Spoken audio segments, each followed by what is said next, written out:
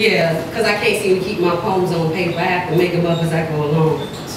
Yeah, I'm for real. You should be like, yeah, for real. All right. Let it be real, real, real. Let it be real, yeah, let it be real. Everything I do for Jesus, I let it be real. See, I've tried to rearrange my assignment here on this planet several times without success. See, I went to one of the best universities, had the best schooling. I was poised and ready for the business world. I was going to be that it girl. I was going to make it big, come back balling, driving in that BMW, have me a BMW, black man working on my side. That's what I was going to do. And they already decided that my speaking voice and all of these words I was able to put together was perfect for law school. We was on track. We had scholarship intact. We were going to the top of the financial scale. And God just kept sending me back to teach school.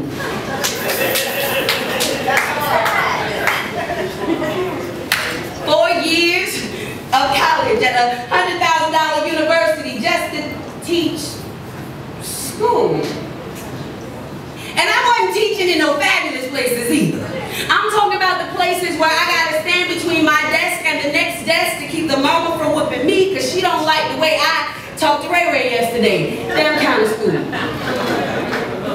I'm talking about the kind of schools where the kids say, "Hey miss, where you from? You got a strange accent," simply because I wasn't splitting my verbs or my adjectives when I spoke. I'm talking about places where it seemed to fascinate them that I drank my coffee from places that didn't originate in the hood, that had labels on the front. And although I drove a shiny car, all my money was legit. I taught in those places. Then I got a little older. We're gonna make another try at this law school thing because I'm really committed to the vision of making it ballin'. I'm really committed to the vision of making that money. And I'm trying to get bigger and bigger doing it my way. Don't want to do things his way. His way got so much sacrifice involved in it. I mean, I gotta work with community people that don't want to work with me. I gotta struggle with children that don't want to hear from me. I gotta talk to these parents who ain't trying to see me. And well, he just laughing at me because his plan don't look nothing like mine. Let it be real, real, real. Let it be real. I gotta let it be real. Everything I do is for Jesus, so I let it be real. Well, since God wasn't going to let me escape his fate, I figured I'd make the best of the place. See, I figured out something about children, that when they figure out that your intentions are pure, they accept what you give them no matter what the format you give them. So when I listen to my friends over brunch talk about how they can never work with that bunch because, you know, those kind of kids don't really accept that kind of instruction from us. Like they've gotten so far from us. Like, you know, just a few years that used to be us. And just by the grace of God, that could have been you. But you don't see that too often. Because see, that's a little too real to realize that just by the grace of God, you would be the girl on the block. You would be the girl trying to figure out what kind of clothes to wear to be hot. And you would be the one buying the lies on the video screens. And yes, too much entertainment is put forth like truth and they sucking it up like it's juice. And ain't nobody saying nothing about it. The reality is, money has shown just how much control it does not have. I found it little funny that Lil Wayne's hit about loving me while he's barely fighting for his life, remembering how he should be loving me, but he ain't loving me in his videos though. He ain't loving me with his lyrics. While I sit there and have to correct my 8th grade students while they sit around and hear it, repeating those lines like ain't nothing wrong with it. Long as my love me. And they sing it like it's okay. Long as my love me. And they think it's all okay. And what are you saying when you hear it bopping down your block? Do you stop? Or do you just say that's what those kids do? Let it be real, real, real.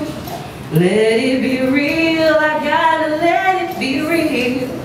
Everything I do is for Jesus, so I let it be real. Yeah, I'm that unorthodox teacher. I'm the one who's gonna sit down at the conference table and perhaps cause your mother to think about beating you, because I'm gonna give it to her real. Yeah, because I'm concerned about everybody's child, not just mine. See, I consider myself responsible for everybody under the age of 21, because I feel like they got a chance to change some things. It ain't all over. And even if parents right now can't even see the light of dawn, because I turn my lights on with my voice and through my choices of words and verbs and life that I spit through these words. See, I realize the power of being real with people. Truth ain't never been nothing great when you make it into a lie, and that's what we buy when we allow our young girls to look at videos like they reality. Reality TV is full of lies and they can't see it because we won't say it, and we don't stop to turn off the noise, and we don't talk to outshine the noise, and we don't talk to other people's children. They are still your girls and boys. We gotta be real. See, because I don't play, and I don't make a lot of money, but you can't tell, can you? Because it ain't always about that. See, because if you serve the way he wants you to serve, his promises are true, and your life will be fruitful. That ain't no lie. That's the real thing. You want to talk about having a lifted heart. See, I ain't one of them Christians gonna sit around and complain about how I ain't happy, because I don't even understand them. See, I got that joy in a place that can't nobody take it. So while we sit around and be acceptable with faking it, I'm just gonna stick to being real. Let it be real, real, real. Let it be real, I gotta let it be real. Everything I do is for Jesus, so I let it be real. Yeah.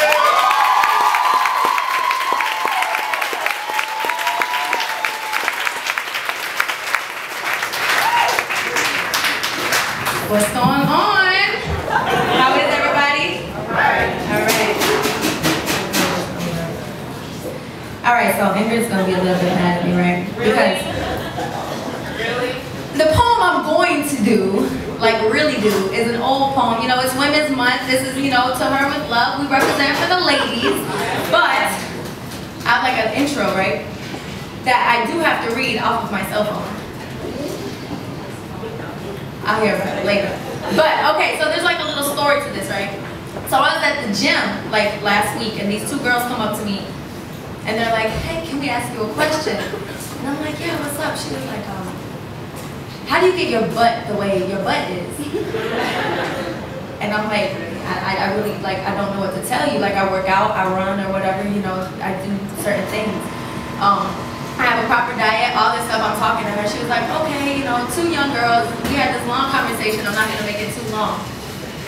But at the end, she was like, can we take a picture with you? And I'm like, oh, all right, like, cool. Like, I'm feeling kind of good. She's like, no, but can you turn around? And I'm like, I kind of felt bad, number one, because I'm like, man, they want a picture of my butt and not me. Number two, I felt bad for them because I was like, their image of what a woman is supposed to be is like so completely distorted that when they look at me, it's like they didn't want to talk to me because they wanted to see like what might be up here, but because of how to get their body to be a certain way. And it bothered me because I'm like, man, these two young girls, 18 years old, and that's the only thing that they're thinking about is like how their physique is, or, you know, well, how can I have my body this way because that's going to be the way that attracts this person or that person.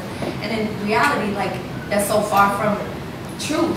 And as women, a lot of times we find ourselves doing that, you know, just to impress certain people or impress men or impress, you know, whoever will chase after these images that society has put out for us of what they're supposed to look like.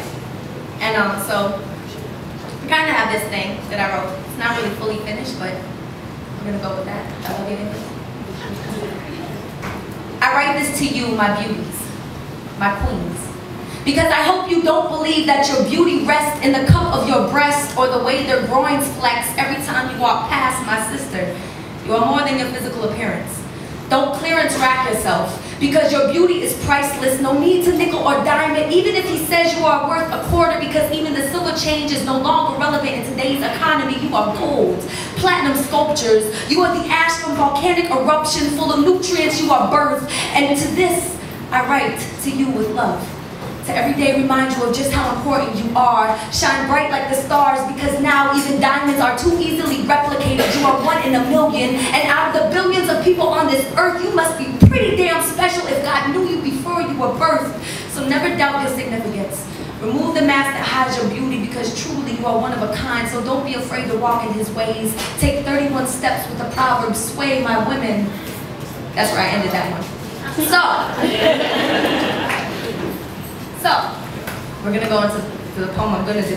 But I did that because it's like, it was really on my heart heavy to say, like, man, women, like, sometimes I really don't think, and I speak this to myself as well, that we don't understand our value and our worth and our beauty. Like, we make life. Like, yeah, we need guys and stuff, cool, but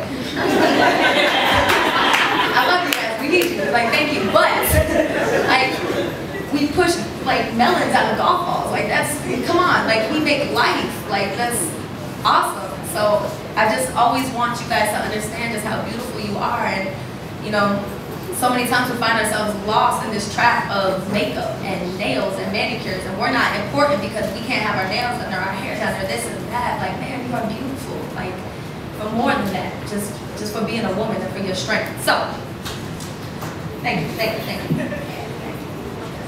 Every morning and night she follows the same routine. Concealers and creams. Cucumber slices under her eyes have become her new best friend, and she's beginning to understand random forms of Asian dialect because every 2 weeks she's in the nail salon.